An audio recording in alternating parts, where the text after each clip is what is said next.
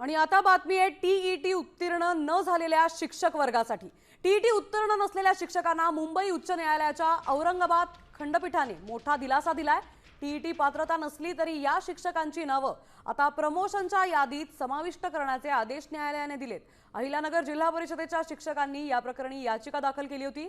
सर्वोच्च न्यायालयाने दिलेल्या 2 वर्षांच्या मुदतीचा दाखला देत खंडपीठाने हा अंतरिम आदेश दिलाय।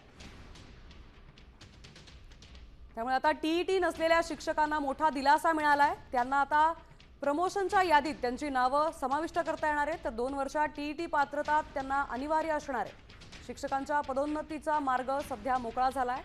अंतरिम निर्णय देत त्यांना खंडपीठाने औरंगाबाद खंडपीठाने दिलासा दिलाय। त्यामुळे टीईटी नसलेल्या शिक्षकांना आता यामुळे दिलासा मिळालाय। तर 2 वर्षात टीईटी पात्रता अनिवार्य केली आहे। शिक्षकांना प्रमोशनच्या यादीत आता नाव समाविष्ट करता येणार आहे। मात्र 2 वर्षात त्यांना टीईटी परीक्षा उत्तीर्ण करणं अनिवार्य असणार आहे।